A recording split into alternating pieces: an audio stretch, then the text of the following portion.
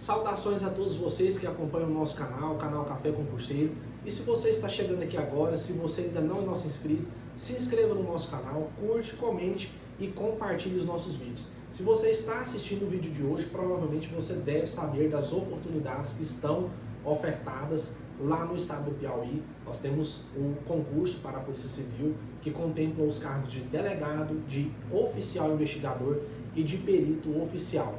Nós iremos tratar de forma mais detida neste vídeo acerca da Lei Complementar número 037, que dispõe acerca do Estatuto das Polícias Civis do Estado do Piauí.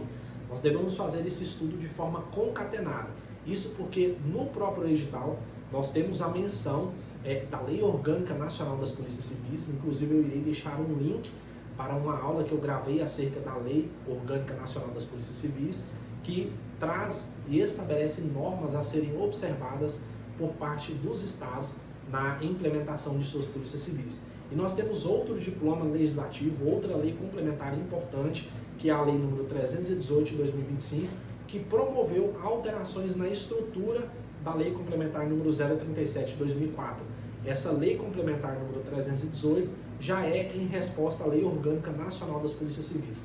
Então, qual que foi a alteração que nós tivemos na Lei Complementar número 037 de 2004? Nós tivemos a junção dos cargos de escrivão e de investigador. Agora, quando nos depararmos com estes termos na Lei Complementar 037, leia-se oficial investigador.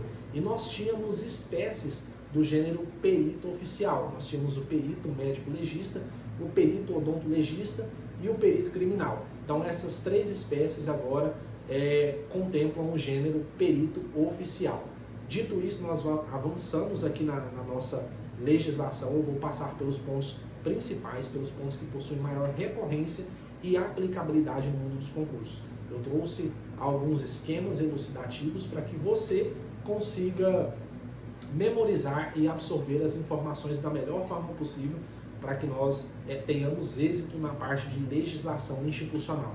Logo, no nosso artigo 1º diz que essa lei dispõe sobre o Estatuto das Polícias Civis do Estado do Piauí. Eu já parto aqui para o artigo 3º, que diz o seguinte: a Polícia Civil do Estado do Piauí, dirigida por delegado de polícia de carreira, é uma instituição permanente do Poder Executivo e auxiliar da função jurisdicional do Estado. Aqui nós temos as primeiras informações importantes, acerca de quem irá dirigir a Polícia Civil.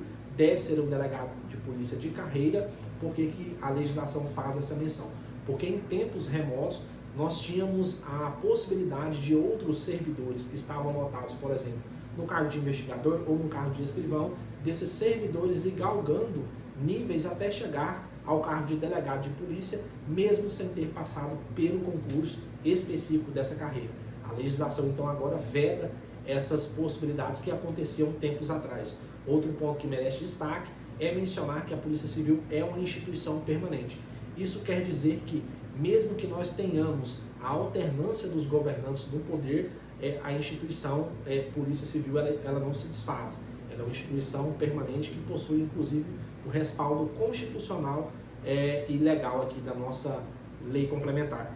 O parágrafo 1º diz o seguinte: a Polícia Civil tem por chefe o delegado-geral, subordinado ao secretário de Segurança Pública, nomeado em comissão pelo governador do estado, entre os delegados de carreira. Aqui eu trouxe um pequeno primeiro esquema elucidativo que versa acerca da hierarquia que nós temos no estado.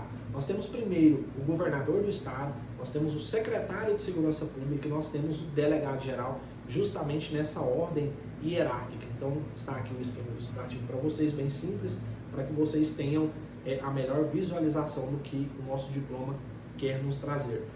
A gente parte para o parágrafo 3º, diz que as funções de confiança de diretores do subsistema de inteligência, da unidade de polícia judiciária, da unidade de corregedoria, serão exercidas privativamente por delegados de carreira. Note que normalmente essas funções de alto escalão são sempre exercidas por delegado de carreira. Então, se a banca quiser dizer que será exercida por um escrivão de classe especial, no nosso caso, por um oficial investigador de classe especial ou por um perito de classe especial, no que diz respeito a essas subdivisões, leia-se como errado, porque nós temos aqui de forma expressa sendo mencionado que será exercida privativamente pelos delegados de carreira, que eu trouxe inclusive a divisão de forma mais esquematizada. Nós temos os diretores do subsistema de inteligência, unidade de polícia judiciária e unidade de corregedoria. Todas essas subdivisões serão exercidas privativamente pelo delegado de carreira. A gente avança na legislação, no nosso parágrafo 5º diz que as funções do Departamento de Polícia Técnica Científica serão exercidas por servidores do respectivo quadro. O artigo 4º diz que a Polícia Civil, pelas suas características e finalidades, fundamenta-se na hierarquia e na disciplina, tendo como princípios e atividades básicas. Então, aqui no nosso artigo 4º, nós temos alguns princípios e atividades básicas e nós temos outro ponto de destaque, a fundamentação em hierarquia e disciplina. Normalmente, as bancas tentam atrelar esses atributos muito mais à atividade da Polícia Militar. Eles são mais arraigados na Polícia Militar e mais difundidos na Polícia Militar. Mas, como nós podemos perceber aqui, inclusive há essa fundamentação lá na Lei Orgânica Nacional das Polícias Civis, a hierarquia e a disciplina são institutos que estão presentes na Polícia Civil. Caso não estivessem, nós não teríamos uma certa ordem, um certo proferimento de ordens que são, no caso, ditas ali, proferidas pelo delegado. Então, se nós não tivéssemos essa hierarquia e disciplina no órgão da Polícia Civil, nós não teríamos uma atividade sendo exercida de forma concatenada. Nós partimos aqui para os incisos que estão aqui nesse artigo 4º ainda, e um dos que eu faço questão em destacar é o inciso 3º, diz que constitui como atividade básica exercer as funções de polícia judiciária e a apuração das infrações penais, exceto as militares. Mais à frente ainda, nessa lei complementar, nós veremos essas questões aí relacionadas à atividade militar, as questões relacionadas à polícia, as competências da União. Então, mais à frente eu irei fazer um comentário mais detido acerca dessas duas funções ao qual a Polícia Civil deve resguardar-se em não intervir. Nós partimos no artigo 6º, aqui nós já temos os atributos, aqui o que diz sobre as carreiras policiais, e aqui, como a nossa legislação ela foi trazida de acordo com o que está posto, nós temos as nomenclaturas ainda sem as alterações. Lembrando que nós temos que visitar a Lei Complementar Estadual número 318 de 2025. Então, como que era antes dessa lei complementar? Nós tínhamos o cargo de delegado de polícia, perito médico legal, perito odonto legal, perito criminal, escrivão de polícia e agente de polícia. Com a legislação complementar número 318, os cargos de escrivão e de agente de polícia, eles se tornam o cargo de oficial investigador. E os três tipos de perito, eles constituem espécie do gênero perito oficial criminal. Então, nós tivemos a junção desses cargos, sendo resguardados todas as questões aí de progressões e de vantagens e benefícios que os cargos já possuíam. Então, quando vocês forem ler a legislação número 318, vocês irão verificar que houve a garantia desse direito adquirido por parte de quem já integrava esse cargo, inclusive dos que estão aposentados com essa nomenclatura, eles terão essa atualização para essas novas nomenclaturas. A gente avança na legislação, o artigo 8º traz aqui que os cargos da Polícia Civil são conforme os anexos 1, 2 e 3 e são constituídos de 4 classes em escala ascendente. Então aqui eu trouxe o escalonamento que acontece nos cargos da Polícia Civil, e esse escalonamento ele acontece de forma ascendente. O servidor ele ingressa na 3ª classe, ele vai à 2ª classe, a 1ª classe, e o topo da pirâmide é a classe especial, assim como eu trouxe aqui no esquema elucidativo. Nós partimos aqui já para o artigo 10, que diz que a Polícia Judiciária, composta por autoridades policiais e seus agentes, compete. Aqui nós temos os incisos e eu vou detalhar acerca dessas competências. A apuração das infrações penais, exceto as militares, e o inciso 3º diz que exercícios de função de polícia judiciária, ressalvadas as competências da União, os serviços cartorários da estatística policial e criminal. Os pontos mais abordados aqui pelas bancas é essa questão de excetuar-se as infrações penais cometidas pelos militares, e são essas questões que são ressalvadas, que são competências da União. Então, tudo que não for militar né, tudo que não disser respeito aos militares e o que não disser respeito à União fica como competência residual, fica a cargo da Polícia Civil.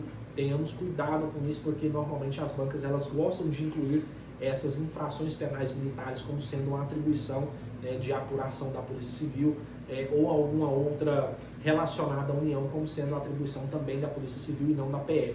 Então, normalmente pega o candidato mais desavisado nesses dois pontos, é um ponto que merece extrema atenção por parte dos candidatos.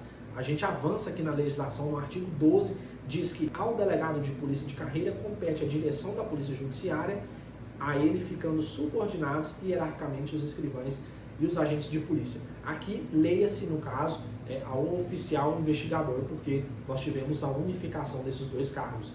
O parágrafo único diz que o cargo de delegado de polícia constitui-se uma das carreiras jurídicas do Poder Executivo do Estado e será estruturado em quadro próprio, cuja investidura dar-se-á mediante prévia aprovação em concurso público de provas e títulos com a participação da seccional da Ordem dos Advogados do Brasil.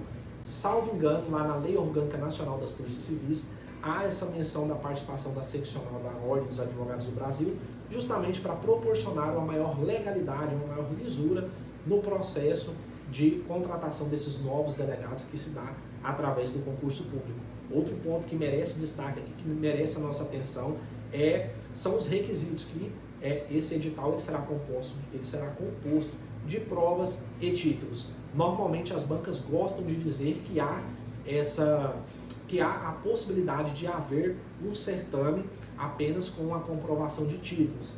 Nós acabamos de ver que isso não é possível, principalmente para o cargo de delegado. O artigo 13 diz o seguinte: a Polícia Técnico-Científica compete auxiliar a Polícia Judiciária realizando as perícias e demais providências probatórias por essa requisitadas, mas sem vínculo de subordinação hierárquica em relação aos seus integrantes. E o parágrafo único diz que o diretor da Polícia Técnico-Científica fica subordinado diretamente ao delegado geral.